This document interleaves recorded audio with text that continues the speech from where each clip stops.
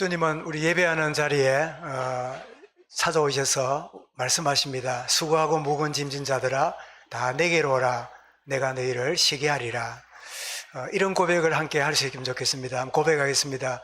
주님, 지금 나의 짐을 십자가 앞에 내려놓습니다. 주님, 나의 모든 짐을 십자가 앞에 내려놓습니다. 아멘.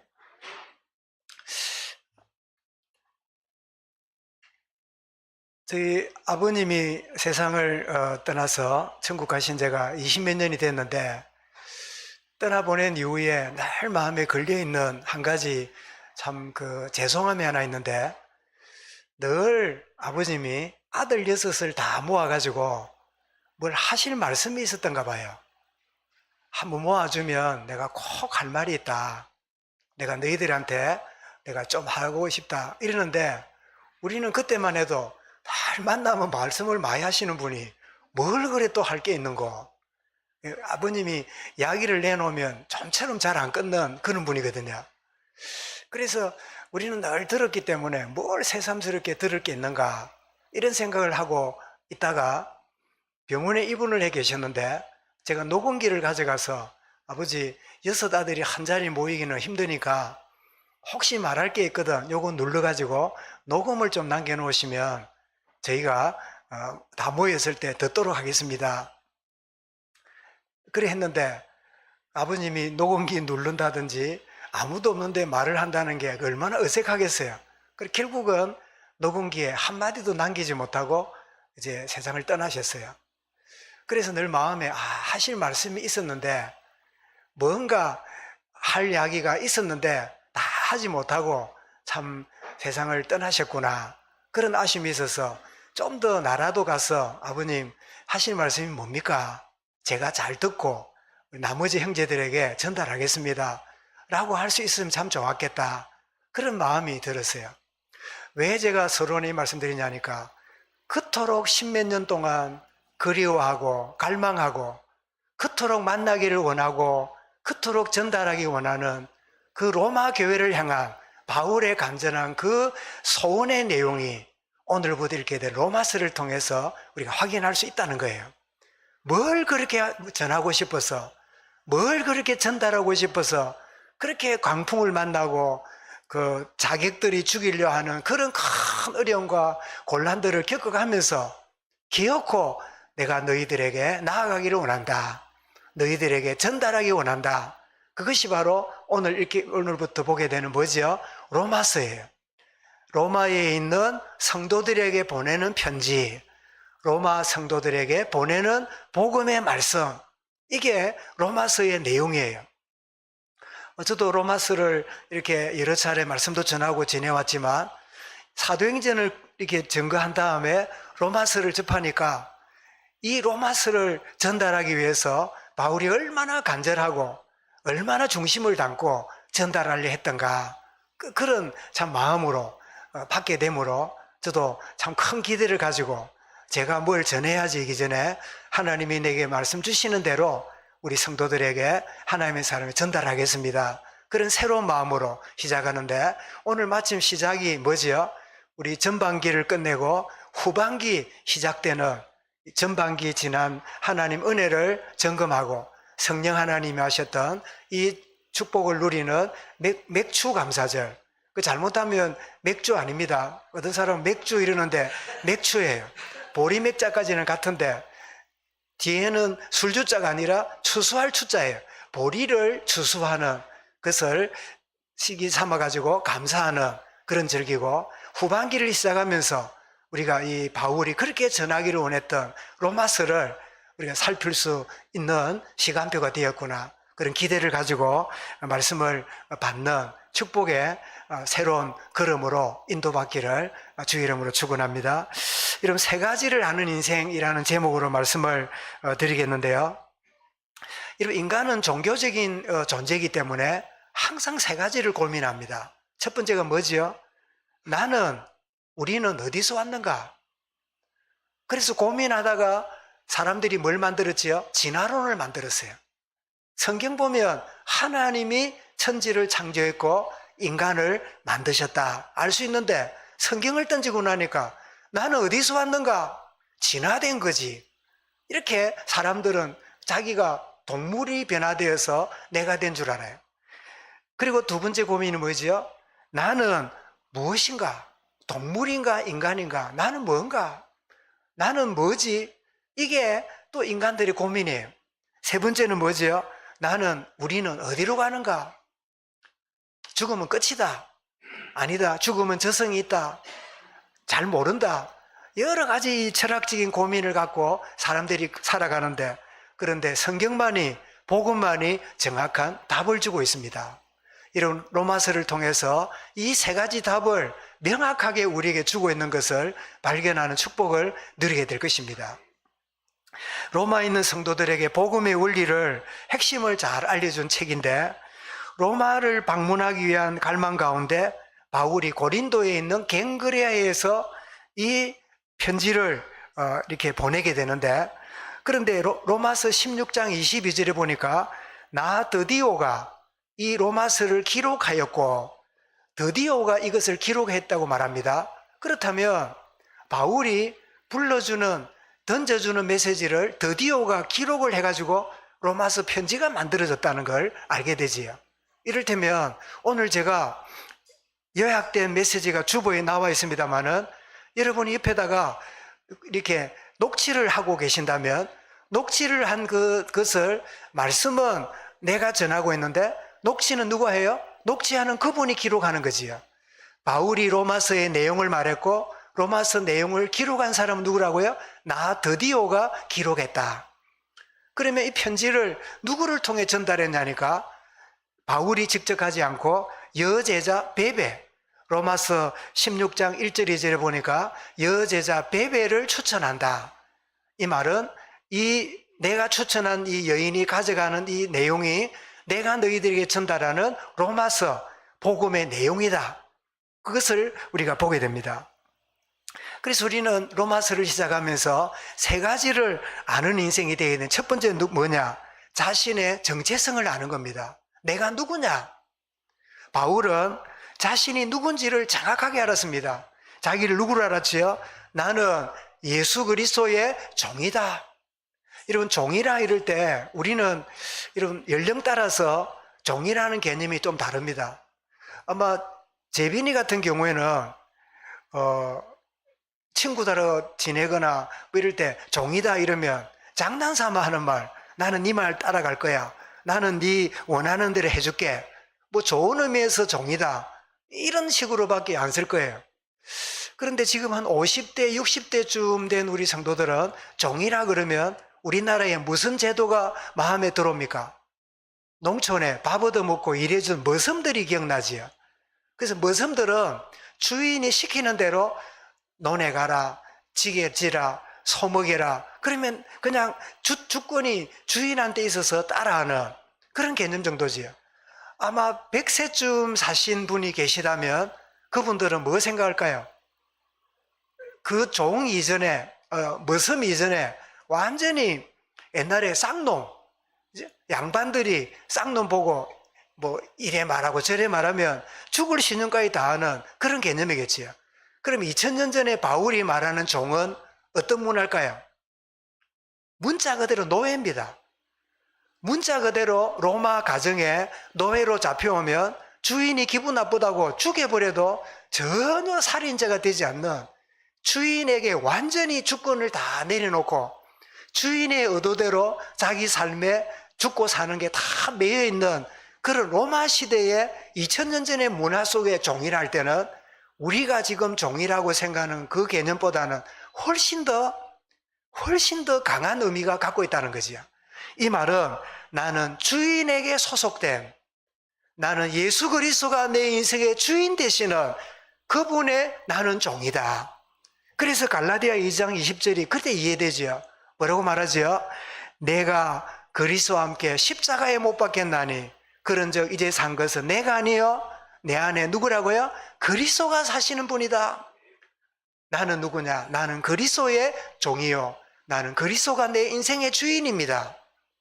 이런 정체성을 가지고 더 나아가서 내가 사도로 부름을 받은 자다. 이러면 종이라는 개념하고 사도라는 개념은 어찌 보면 굉장히 대조적입니다. 내가 그리스도에게 소속되어 있는 주권이 없는 그런 연약한 자지만 나는 부름받은, 보내심을 받은 사도다. 이 사도란 뜻은 보냄을 받은 자, 사명을 가지고 보냄을 받은 자라 그 말이에요. 무가치한 인생이지만 주님에게 소중하게 쓰임받는 심부름하는 보냄을 받은 자다 라고 말하는 그 사도행전 9장 15절에 아나니아가 바울에게 그 눈을 안수하여 고쳐주면서 뭐라고요? 너는 나의 택한 그릇이라. 너는 나의 택한 그릇이라. 주님의 식탁에 쓰임받는 그릇처럼 사도로. 그래서 나는 그리스도의 종이요 동시에 보냄받은 사도다. 이것이 자신을 향한 정체성이에요. 그런데 이 모든 게 뭐지요? 이게 은혜로 된 것이다. 5절에서 말합니다. 내가 은혜로 사도의 직분을 받고 내가 은혜로 이방인들에게 복음 전하는 자에 순종하는. 그래서 디모데후서 1장 9절에 보면 하나님이 우리를 구원하사 거룩하신 소명으로 부르심은 우리 행위대로 하심이 아니요 오직 자기의 뜻과 영원 전부터 그리스도의 안에서 우리에게 주신 은혜대로 하심이라. 내가 완전히 율법의 종이 되었고 완전히 사내들인 공예의 심부름꾼으로 살았던 교회를 핍박하던 그런 무가치한 인생이었는데 은혜로 내가 그리스도의 종이 되었고 은혜로 내가 보내심을 받은 사명을 가진 자다. 내가 누구냐? 나는 그리스도의 종이요 나는 보내심을 받은 자다. 이 정체성을 아는 게 첫 번째 알아야 될 인생이 알아야 될 첫 번째 축복입니다. 내가 누군지를 아는 것은 무엇을 하는 것보다 더 훨씬 중요하고 또 우선적이에요. 사랑하는 여러분, 여러분 누굽니까? 나는 그리스도의 종입니다. 저와 여러분 누굽니까? 나는 보냄을 받은 자입니다. 여러분 이것은 얼마나 열심히 하느냐 노력하느냐 그 이전에 내가 누군지를 아는 게 훨씬 더 중요해요. 여러분 제가 칠판에다가 이렇게 이 분필이라 생각하고 제가 밑으로 줄을 이렇게 껐는데 줄이 반드시 꺼질 수도 있지만 줄이 조금 1mm만 왼쪽으로 가면 이게 왼쪽으로 조금만 갈 뿐 아니라 점점 왼쪽으로 휘어지겠지요. 출발할 때는 별로 차이가 안 나는데 방향이 잘못되면 가면 갈수록 어떻게 돼요? 삐뚤어져요. 출발이 중요해요. 내가 누구냐? 나는 어떤 존재인가? 내 정체성을 아는 게 너무 중요해요. 여러분 아이들에게 교육하고 자녀들을 양육할 때도 무조건 그 행위와 잘잘못만 따지면요 아이의 관계가 멀어져 버려요. 아이의 관계가 굉장히 관계가 흐트러져요. 나는 좋은 말로 자녀에게 말했는데 자녀들은 굉장히 오해하고 아버지는 나를 싫어하구나. 어머니는 나를 무시하는구나. 내 말은 발에 때처럼 여기구나.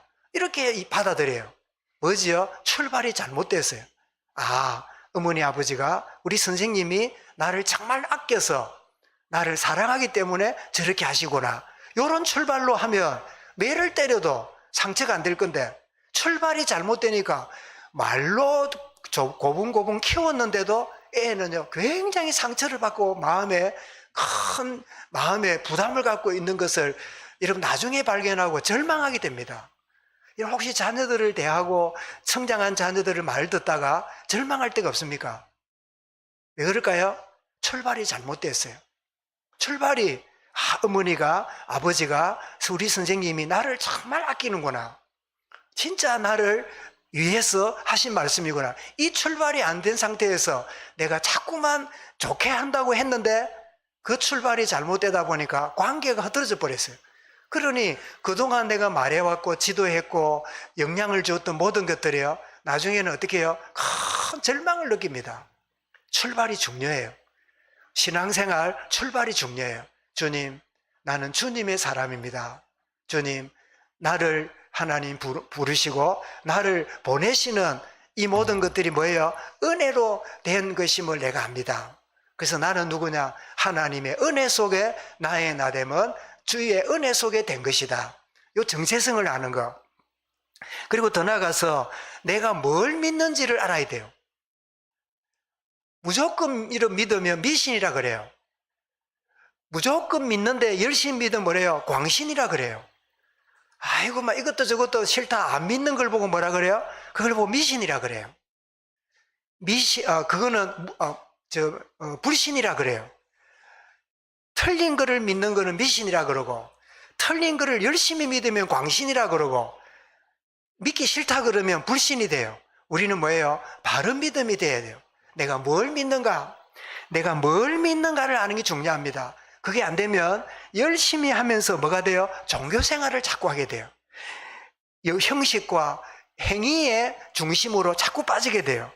그래서 바울은 갈라디아 1장 14절에서 자기가 뭘 믿는지도 모르고 열심히 믿었더니 이런 모습으로 살았음을 고백합니다. 내가 유대교를 지나치게 믿어 내 조상의 전통에 대하여 더욱 열심히 있었으나 교회를 핍박하고, 그러니까 잘못 믿으니까 열심히 한 만큼 틀린 짓을 한단 말이에요. 그죠? 그래서 내가 뭘 믿는가? 뭘 믿어야 되죠? 복음을 믿어야 돼요. 복음이 뭡니까? 하나님의 은혜로 구원받은 것과 그 믿음조차도 선물로 주어진다는 사실을 내가 믿는 겁니다. 하나님의 은혜로, 믿음으로 구원받는데 그게 하나님의 선물이다. 에베소서 8절에 은혜로 말미암아 구원을 받았나니 이것이 우리에게 난 게 아니라 하나님의 선물이라. 그래서 뭘 믿느냐? 하나님이 모든 것을 이루셨다는 것을 받아들이는 이것이 믿음이에요. 여러분, 종교는 내가 뭘 해야 돼요. 내가 그 모든 걸 이뤄내야 돼요. 그 모든 것들을 성취해야 돼요. 그러니 잘 되면 교만에 빠지고 안 되면 죄책감에 빠져요. 조금 되면 다른 사람을 정죄하고 판단을 해요. 니는 왜 그래 믿냐고, 니는 왜 그래 행하냐고, 나처럼 좀 잘해보지, 이런 자리에 빠지게 돼요. 그런데 여러분, 정말 믿음이 은혜로 믿어지고 은혜로 구원받았고 하나님이 모든 것을 다 이루신 일을 받아들이는 것이 복음이고, 내가 믿는 것은 내 행위와 열심이 아니라 하나님이 행하신 것을 받아들이는 그것이 믿음인데, 나는 하나님이 하신 일을 믿는 이것이 내가 알아야 될 중요한 두 번째구나. 여러분, 사실은 하나님이 우리에게 은혜로 모든 게 왔다는 사실을 어릴 때부터 우리는 나도 모르게 가정에서 내가 배웠는데 내가 정리를 못해요. 이렇게 물어보겠습니다. 애가 기저귀를 차고 있는데 응가를 했어요. 그죠? 시를 했어요. 그러면 이 아이가 어떻게 합니까? 큰일 났네. 기저귀를 젖겠네. 큰일 났네. 내가 큰 걸 봤네. 1번, 애가 걱정하고 염려하고 울도 안 하고 싱글싱글 하면서 아닌 척하고 있겠다. 1번, 그런 애가 정상입니까? 비정상입니까? 예? 애가 막 응가를 했는데 안 본 척하고 막 히히 웃고 있으면 그 엄마 아빠가 볼 때 아무 일도 없구나. 우리 애는 희한하다. 소변도 안 보고 응가도 안 하고 잘 지내네. 그러면서 기특하다 할까요? 여러분, 그런 애는 그 정신적으로 잘못된 애예요. 뭔가 좀 찝찝하고 이러면 울고 난리가 나야 돼요. 그러면 어떻게 해요? 뽀송뽀송하게 만들어줘요. 그래서 좀 기어당기다가 막 뭘 엎어지고 이러면요, 애가 어떻게 합니까? 막 무슨 문제가 생기고 그러면 저 구석에 가서 숨어가지고 있는 애는 좀 큰 애라. 어릴 때는 무슨 짓을 했는지도 몰라요. 그런데 부모님은 그 모든 것을 다 정리하고 다 해결합니다. 이게 뭐지요? 이게 은혜예요. 이 은혜의 원리를 하나님은 가정에서 보여주었는데 우리는 그걸 잘 모르고 자랐어요. 내가 이런저런 잘못을 해도 부모님은 이런저런 모양으로 다 해결해 주는 걸 보면서 우리는 은혜로 알아야 되는데, 은혜를 은혜로 모르니까 자녀들이 커서 하는 소리가 뭐죠? 부모님이 나한테 해준 게 뭐 있냐? 내한테 해준 게 뭐 있냐? 내한테 해준 게 뭐 있냐? 여러분, 이것은 하나님의 은혜로 구원받고 이 어마어마한 복음 속에 들어와 있으면서도 말은 그리 안 하지만 문제가 생기면요, 하나님을 향하여 하나님 왜 이럽니까? 하나님 이럴 수 있습니까? 저 인간은 신앙생활 제대로 안 해도 별일 없는데 내가 뭘 잘못했길래 이런 일이 자꾸 일어납니까? 라고 생각하는 자리로 가게 돼요. 여러분, 은혜를 놓쳐버리면 우리도 모르게 해준 게 뭐지? 이런 자리에 가게 돼요. 오늘도 우리 백주감사주일 예배를 드리면서 전반기 감사할 게 뭐지? 아이고 지긋지긋해. 아이 다시는 내가 반복돼서는 안 좋을 것 같아. 이런 생각으로 혹시 맞이하고 있다면 그 생각이 맞는 약이에요. 그러나 복음적으로 보면 그 생각은 틀린 생각이에요. 우리는 생각을 하게 될 때 본성적인 생각과 복음적인 생각 두 가지가 우리 속에 이렇게 죽 끓듯이 우리 속에 끓고 있습니다. 근데 결국은 뭐지요? 선택은 누가 해요? 선택은 내가 해요. 복음적인 선택, 생각을 할 수 있는 것도 나고 본성적인 생각을 선택하는 것도 나예요. 그 선택의 결과가 뭐지요? 입에서 나와요. 아이고 죽겠네. 아이고 이놈의 세상, 그 인간 때문에 아이고 하나님 왜 이럽니까? 그게 여러분 당연하지만 나도 모르게 본성에 끌려가고 있는 거예요. 그러나 복음적이 보면요, 그럼에도 불구하고 주님의 은혜다. 주님 연약한 중에 나의 한계를 알게 하시고 연약한 중에 주의 도우심을 구할 수 있는 이 축복을 내게 주시는 시간에 대해서 주님께 감사드립니다. 이런 고백, 제가 자주 말씀드리지만 그 한 해를 쭉 지났을 때 두 사람이 기도하기를, 한 사람이 무슨 기도한답니까? 하나님 올 한 해 너무 힘들었습니다. 하나님 외출을 갔습니까? 나한테 왜 이렇게 힘든 것만 주었습니까? 이렇게 말씀하니까 하나님이 보시다, 그래 네가 힘든 거 많이 힘들었나? 힘들었어요. 진짜 힘드는 거 한번 보여줘 볼까? 진짜 힘든 게 뭔지를 한번 보여줘 볼까? 그러니까 하나님 무슨 말씀이에요? 나는 너가 감당할 시험밖에 준 거 외에는 너에게 없느니라. 이 모든 게 너에게 은혜로 내가 베풀어 준 것이니라. 한 사람 말합니다. 주님 감사합니다. 이런데 너 많이 힘들었을 건데, 너 많이 지쳤을 건데 그런데도 감사하나? 그러면서 하나님 뭐라고요? 진짜 감사할 거리를 얘한테 줘볼까? 여러분, 우리 똑같은 세월을 보내면서 본성적인 생각에 사로잡혀 있는 사람, 복음적인 거듭난 생각에 여러분 붙잡혀 선택하는 사람, 결국은 인생이 힘들고 안 있는 건요 상황과 여건이 아니라 내 선택입니다. 여러분, 어둠과 흑암의 권세는 옛 주인은 끊임없이 우리의 사실만을 자꾸 선택하게 만들어요. 그런데 복음은 사실을 뛰어넘는 하나님의 관점을 붙잡기를 원하시지요. 그래서 신앙은 선택입니다. 열심히 하고 열심히 안 하고 이전에 뭘 선택하느냐가 신앙의 출발입니다. 그래서 첫 번째 뭐라고요? 나는 누군가? 나는 그리스도의 종이고 주님께 보냄받은 자다. 두 번째 뭐지요? 나는 뭘 믿고 있는가?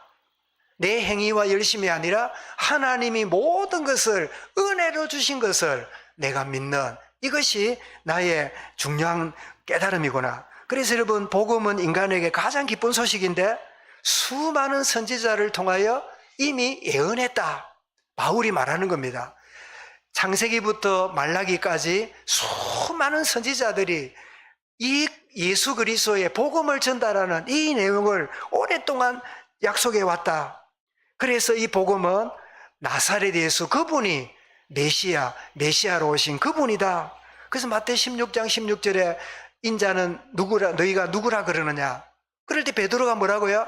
주는 그리스도시요 살아계신 하나님의 아들입니다. 이래 고백하니까 주님이 심장이 터질 만큼 너무 귀한 고백이에요. 이거 고백 들으려고 주님이 3년간 제자 훈련했는데 이 고백이 나오니까 얼마나 주님이 기쁘실까요? 그래서 요한복음 20장 31절에서 이렇게 설명합니다. 이것을 기록하면 성경을 말하는 거죠. 너희로 예수께서 하나님의 아들 그리스도이심을 믿게 하려 하며 또 너희로 믿고 그 이름을 힘입어 생명을 얻게 하려 함이니라. 요한복음이 그렇고 성경이 말하는 주제가 그렇다는 거예요. 예수가 그리스도 되심을 믿게 하려 하며 그를 믿음으로 생명을 얻게 하려 함이라. 이게 성경의 목표라는 거예요. 그렇다면 여러분, 나는 종교 생활에 중심을 갖고 살아갑니까? 복음 대신 그리스도를 믿고 있습니까? 내가 뭘 믿고 있는가? 첫 번째 뭐라고요? 나는 내가 누구인가? 두 번째 뭐죠? 나는 뭘 믿고 있는가? 왜 그래 힘들어합니까? 믿는 것이 여러분을 힘들게 하고 있는 거예요. 뭐가 그렇게 여러분에게 삶에 지치도록 만듭니까? 그것이 여러분의 믿음의 대상이 되고 있기 때문에 그래요. 진짜 바른 것을 믿는다면 오히려 큰 어려움과 곤란이 올 때에 자유함의 축복을 주 안에서 누리게 되는데, 그게 안 되면 내가 믿는 그것이 나를 아프게 하고 나를 힘들게 만드는 요인이 되게 되지요. 여러분, 내가 무엇을 믿고 있는가? 복음이 나의 믿음의 배경이 되고 나의 영원한 모든 축복의 근원이 되는 축복을 누리게 하여 주옵소서. 이런 고백이 저와 여러분이 있길 바랍니다. 그리고 세 번째로, 인간에게 필요한 게 뭔가? 진짜 인간에게 반드시 필요한 게 뭔가? 우리 말에 과잉 단어라는 게 있죠. 예를 들면 마산 역전, 이러면 마산역 앞이란 말이죠. 근데 우리는 주로 접니까? 마산 역전 앞 이렇게 씁니다. 그럼 뭐죠? 말을 너무 과잉해 쓰는 거예요. 그죠? 역전 앞 하면 되지, 역전 하면 되는데 역 앞이란 말이잖아요. 앞전자니까 역전 앞 이렇게 주로 써요. 그렇게 쓰지요. 그래서 제가 인간에게 필요한 게 뭔가, 그래서 저는 반드시란 말을 쓰면 좋겠다 싶어서 반드시 필요한 게 뭔가 이랬더니, 제가 한글 기능에서 인터넷 눌러드니까요, 반드시를 지워버려요. 왜냐하면 필요한 데가 반드시가 포함되어 있기 때문에. 그런데 제 마음속에는 반드시를 넣고 싶어요. 왜? 인간에게 필요한 게 뭔가 속에 다 들었는데 나는 반드시 필요한 게 뭔가, 좀 과잉한 말이지만 말하고 싶어서 그렇게 썼습니다. 인간에게 필요한 게 뭔가? 필요한 게 뭐지요? 은혜가 필요합니다. 하나님의 은혜가 필요합니다. 여러분, 경제도 성진도 사람의 도움도 건강도 다 필요하지만 아무리 여건이 준비되어도요, 하나님의 은혜가 영혼에 임하지 않으면 여름 가뭄에 마른 땅처럼 쩍쩍 갈라져요. 여러분, 사람이 힘들 때는, 이유가 있을 때는 그건가 싶어 달려가요. 근데 여유가 있으면, 여유가 있는데 힘이 들면 아무리 찾아봐도 이유가 없어요. 그래서 뭐가 옵니까? 그래서 우울증이 오고, 그래서 사람이 정신문제로 가요. 힘든 이유가 없어. 여러분, 이 우울증 앓고 있는 분들을 주변에 이렇게 보면요, 조건이 굉장히 힘들기 때문에 그런 경우도 있지만요, 아무리 봐도 어려운 조건이 없는데도 오는 사람이 있어요. 그 이유는 사람의 이 행복의 기준이 이 환경에 있는 게 아니구나. 아무리 환경이 좋아도, 아무리 주변 사람이 잘해줘도 자기 안에 있는 내면의 어떤 문제가 있으면 그 마음에 문제에 답을 얻지 못하면 아무리 좋은 조건, 1년 12달 세계여행을 다녀도 만족이 없는, 아무리 먹고 즐기고 기쁨으로 즐겨도 돌아서면요 마음이 서글픈, 이게 뭐지요? 하나님의 은혜가 필요하다는 증거입니다. 하나님의 은혜가 필요하다. 에베소 2장 8절에 뭐라고요? 우리에게 너희가 은혜에 의하여 믿음으로 말미암아 구원을 받았나니, 은혜가 필요해요. 그런데 은혜 받으면 그때 뭐가 임하는지 압니까? 이런, 우리가 예배를 딱 드리다가 하나님이 오늘 은혜로 내게 다가오셨다, 하나님이 내게 은혜를 주셨다, 오늘 찬양하다가, 오늘 찬양대가 인원이 아프기도 하는 사람이 있어서 참여 못했지만, 인원수가 많지 않지만 찬양 듣다가 내가 은혜를 받았다, 오늘 장로님 기도 이렇게 같이 기도하다가 내가 참 은혜로운 시간이었다. 자, 은혜를 받았다는 말이 굉장히 막연하잖아요. 그러면 구체적으로 뭐가 있나요? 마음의 평안이 와요. 은혜 받은 결과가 뭐지요? 평강을 누리게 돼요. 은혜의 증거가 뭐지요? 마음의 평강입니다. 이상해요. 세상적인 것으로 만족할 수 없는 내 영혼에 참된 만족과 평강이 임하게 돼요. 평안이 임하게 돼요. 그 요한 20장 19절에 예수님이 부활했다는 소문만 들었지 숭숭하게 있는, 문을 닫아놓고 있는 그들에게, 유대인들을 두려워하여 모여있는 그들이 문을 닫았더니 예수께서 오셔서 가까이 서서 이르시되, 주님 이렇게 말씀합니다. 따라하겠습니다. 너희에게 평강이 있을지어다. 바깥에는 로마의 창칼이 있습니다. 동족에게는 유대인들의 억압이 있습니다. 근데 주님 오셔서 이 모든 거 없어지게 해줄게 하지 않고 뭐라고요? 이 어떤 가운데 있더라도 너희에게 평강이 있을지어다. 이게 승리의 비결입니다. 여러분, 은혜가 임하면 우리에게 평강이 임해요. 그래서 바울은 여러분 7절 끝에서 뭐라고요? 하나님 우리 아버지와 주 예수 그리스도께로부터 은혜와 평강이 있기를 원하노라. 이게 로마서를 보내는 첫 번째 목표입니다. 은혜와 평강이 복음 때문에 너희에게 누려지기를 원한다. 어떤 로마의 어려움도, 유대인의 핍박도, 어떤 환경과 어려움도 너희에게 문제 안 된다. 하나님이 주시는 은혜와 평강이 있기를 원한다. 여러분, 인간에게 가장 필요한 게 뭐지요? 은혜와 평강입니다. 은혜와 평강은 은혜 받은 자에게 평강이 임하게 되고, 은혜와 평강은 누구한테 임한다고요? 구원받은 자에게만 주시는 하나님의 선물입니다. 여러분, 절에 돌을 닦는 스님을 쳐다보십시오. 굉장히 인자하게 보여요. 저 머리를 여러분 기르고 머리를 덮어쓰고 있는 저 가톨릭의 수녀들을 보세요. 굉장히 고고하게 보여요. 그런데 그것은 종교가 만들어 놓은 결과지 그 내면은 은혜와 평강이 없어요. 그래서 은혜와 평강을 못 누리기 때문에 그 길을 못 떠나는 거예요. 이거 떠나면, 여기에서 벗어나면 또다시 세상의 염려가 덮칠까 봐 두려워서 머리 기르고 나오질 못해요. 왜? 거기 들어앉아 있으면 평강 있는 것 같아. 그 부처의 얼굴 쳐다보면, 마리아 상을 쳐다보고 기도하고 있으면 내 마음이 평강한 것 같아. 그런데 떠나지 못해요. 왜요? 진짜 은혜와 평강이 아니기 때문에.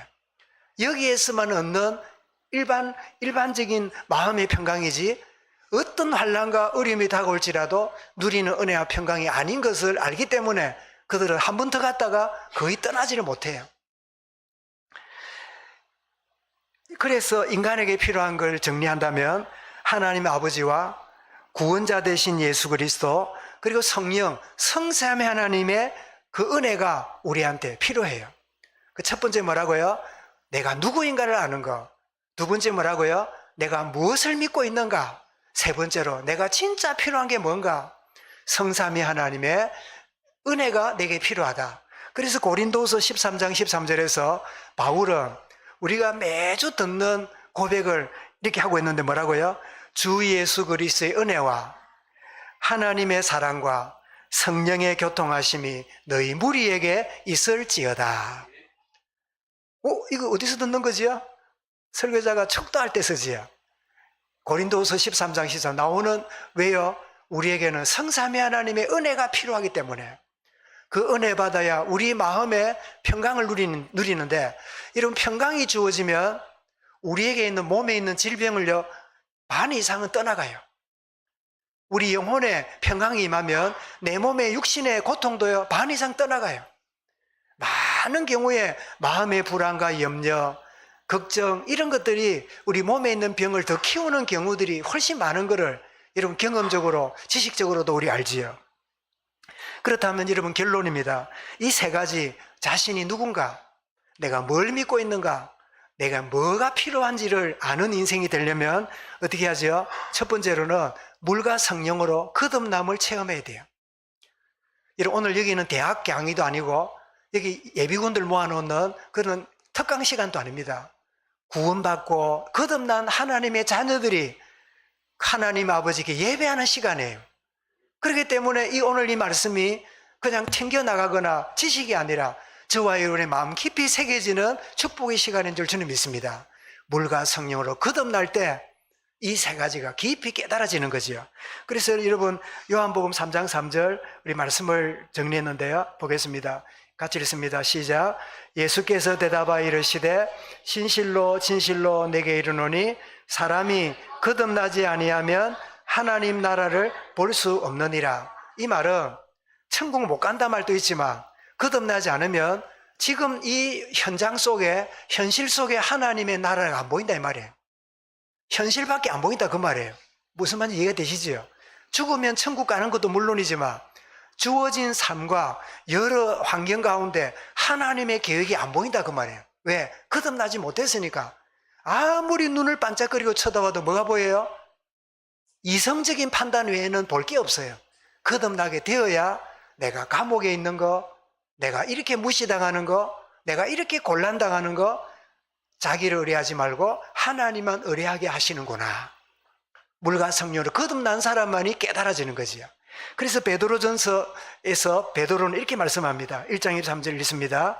너희가 거듭난 것은 썩어질 씨로 된 것이 아니요 썩지 아니할 씨로 된 것이니 살아있고 항상 있는 하나님 말씀으로 되었느니라. 우리 거듭난다 이럴 때 니고데모가 뭐라 그래요? 아니 내가 어떻게 어머니 뱃속에 들어갔다가 나옵니까? 어머니보다 내가 덩치가 더 큰데 이런 무식이 단독 드리블하는 소리를 했어요. 이 니고데모가 그때까지만 해도 거듭나지 못했던가 봐요. 그러니까 베드로가 그 니고데모가 찾아와서 했던 이야기를 기억했던지 베드로전서에서 거듭나는 게 뭐냐 설명하기를 뭐라고요? 썩어질 씨로 된 게 아니라 육신적인 게 아니라 살아있고 항상 있는 하나님 말씀으로 거듭나느니라. 이런 말씀이 살아있고 운동이기 때문에 우리의 영혼을 변화시키는 거예요. 우리의 내면을 거듭나게 만드는 거예요. 그렇게 될 때 어떻게 해요? 이 세 가지가 나는 누구인가? 나는 무엇을 믿는가? 그리고 뭐라고요? 나는 은혜와 평강이 필요한 자구나. 이것이 깨달아져요. 두 번째입니다. 하나님 자녀가 된 신분과 권세를 알고 누려야 돼요. 그렇게 될 때 우리는 이 세 가지가 늘 누려지게 되지요. 요한 1장 12절 잘 하신 말씀이지만 읽겠습니다. 영접하는 자, 곧 그 이름을 믿는 자들에게는 하나님의 자녀가 되는 권세를 주었으니 신분을 주었다 안 하고 권세를 주었다고요. 우리한테 뭐가 있다고요? 권세가 있어요. 하나님 자녀의 권세가 있어요. 한 가지 따라하겠습니다. 나는 하나님 자녀이기 때문에 권세가 있다. 아멘. 이걸 누가 합니까? 권세 주신 하나님이 알고요. 심부름하는 천사들이 알아서 우리의 심부름꾼이 되고 있고요. 세 번째 누가 하냐? 사단이 알아요. 그래서 사단은 내가 신분을 못 누리도록 잊어버리도록 장난을 쳐요. 있기 때문에 장난치는 거예요. 없는 것처럼. 속지 마시기 바랍니다. 나중에는 내가 진짜 예수 믿는 사람 맞나? 내가 중직자가 맞나? 내가 복음의 사람이 맞나? 내 같은 게 아이고, 내가 이래나 자존감이 한없이 떨어지고 이러죠. 그게 여러분, 누가요? 우리의 준 권세와 이 신분을 놓치고 잃어버리게 만드는 사단의 속임수예요. 그죠? 나는 누구인가? 나는 뭘 믿고 있는가? 나는 은혜와 평강이 필요한 자다. 나는 이것을 누릴 뭐가 있어요? 권세가 있는 거야. 그죠? 하나님, 이 세 가지를 알 수 있도록 은혜 주신 감사하고 마음껏 권세를 누리고 살기 원합니다. 그래서 디모데 전서 6장 17절에서 바울은 이렇게 말합니다. 같이 읽겠습니다. 내가 이 세대의 부한 자들을 명하여 마음을 놓치지 말고 정함이 없는 재물에 소망을 두지 말고 오직 우리에게 모든 것을 후히 주시는 드리게 하시는 하나님께 두며, 우리가 잘못하면 앞에 있는 불신자같이 저렇게 저게 은혜요 응답인 줄 알고 저게 중심 무게가 넘어가서 살다 보니까 힘들어져요.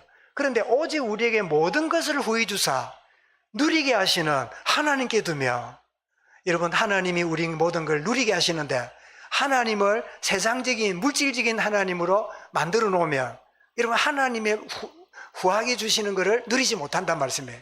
그래서 하나님 자녀의 신분과 권세를 알고 누리는, 하나님 내가 부족합니다. 하나님 또 모자랍니다. 하나님 내가 늘 이렇게 빌려야 됩니다. 하나님 내가 늘 이렇게 아쉬운 소리 해야 됩니다. 하나님 그래도 나는 하나님 자녀입니다. 자녀된 나에게 이 주어진 상황을 하나님이 아십니다. 하나님 이런 상황을 주님 보고 계십니다. 아니 이런 상황이 오기 전에 하나님 미리 알고 계셨지요. 여러분 하나님과의 관계 속에 누림이 되면 하나님 어떻게 해요? 알겠다. 너는 나의 자녀여 내가 너의 문제를 합력하여 선을 이루어서 이루어가겠다. 그러심을 누리게 되는 거예요. 세 번째입니다. 매 순간 성령의 가르침과 인도하심을 우리가 받아야 돼요. 요한 14장 26절입니다. 우리 같이 읽도록 하겠습니다. 시작. 보혜사 곧 아버지께서 내 이름으로 보내실 성령 그가 너희에게 모든 것을 가르치고 내가 내게 말한 모든 것을 생각나게 하리라. 이런 보혜사란 말은 파라크레이토스란 말인데 가까이 계시면서 도우시는 분, 그 뜻이에요. 보혜사, 보호하고 해, 은혜를 주고 그리고 사는 뭐예요? 스승사자예요. 나를 보호하고 은혜 주시고 가까이 하고 계시는 보혜사. 그래서 보혜사가 한마디로 뭐지요? 임마누엘이에요. 그분이 뭐라고요? 모든 걸 가르치고 내가 너희에게 말한 모든 것을 생각나게 하리라. 어떤 분 그럽니다. 목사님, 나는 말씀 들어도 다 잊어버려요. 둘 중 하나입니다. 들어도 잊어버리는 게 아니라 들을 때 안 들었기 때문에 잊어버리죠. 잊어버릴 게 아니죠. 아예 처음부터 안 들은 거예요. 귀는 듣고 있는데 마음이 안 들은 거예요. 그래서 잊어버린다 할 수 있고, 두 번째는 나는 들어도 잊어버려야 할 때는 내가 착각하고 있는 겁니다. 말씀을 들었다면 잊을 리가 없어요. 절대로 잊을 수가 없어요. 여러분 콩나물 원리 아시죠? 콩나물 여러분 키우는 거 보거나 보셨지요? 저도 어머니가 옛날에 이 아랫목에 이렇게 콩나물 키우는 걸 보면서 위에다가 물을 붓잖아요. 물 부으면 물이 그대로 물독에 차 있습니까? 다 물이 내려갑니까?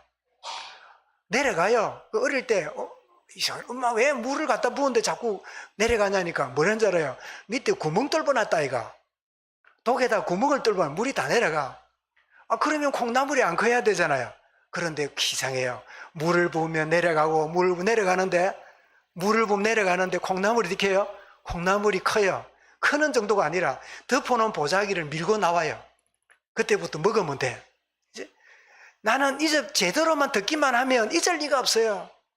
반드시 결정적인 순간에 말씀이 불빛처럼 탁 반짝이 와요. 그렇구나. 내게 하나님 말씀하셨지. 그게 뭐죠? 내 기억력이 아니고 성령님이 하시는 일이에요. 그래서 여러분 시편 23편 잘하는 말씀인데 한 마지막으로 묵상하면 좋겠습니다. 시편 23편 1절부터 4절에 우리를 인도하시는 하나님 방법입니다. 같이 읽겠습니다. 시작. 여호와는 나의 목자시니 내게 부족함이 없으리로다. 2절입니다. 그가 나를 푸른 풀밭에 누이시며 실만한 물가로 인도하시는도다. 이 얼마나 참 멋진 모습입니까? 그림입니까? 3절입니다. 내 영혼을 소생시키시고 자기 이름을 위하여 을레기 인도하시는도다. 여러분 요즘 되는 게 우리의 로망이잖아요. 참 말씀 받고 은혜 받고 한 주 동안 다 영육간에 이름 좋잖아요. 근데 4절을 보십시오. 같이 읽습니다.